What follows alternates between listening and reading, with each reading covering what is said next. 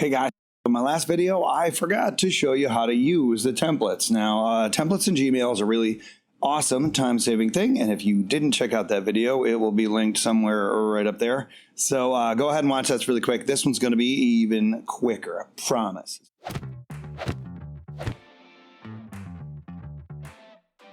Let's go ahead and jump in. Here's what I'm going to do. In Gmail, I'm just going to click Compose. Now, once you click Compose, what you're going to do is you're going to skip down to the bottom to those three little dots that we used before.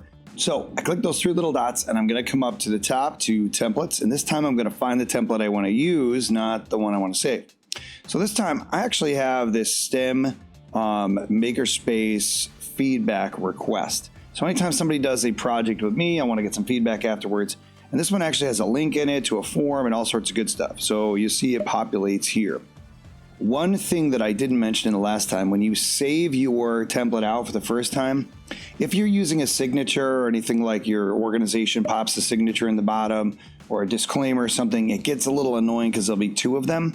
So before you save that template in the last step, go ahead and click in that space like I'm going to do right now. I'm going to hit Control A, and then I'm going to delete all that stuff, then paste in your template and save it as a template. Well, I already did that, so this time you can see that it's just my signature that's automatically populated in there, and we're good to go. So now I just need to put the person's name up at the top.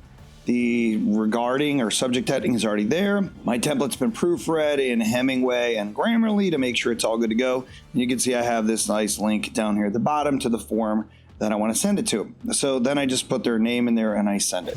So that is how you use a Gmail template to get back to being awesome and save yourself a bunch of time. So let's go ahead and do that. But if you know somebody that could save themselves some time and get back to being awesome, share this video with them, and I'll see you in the next one.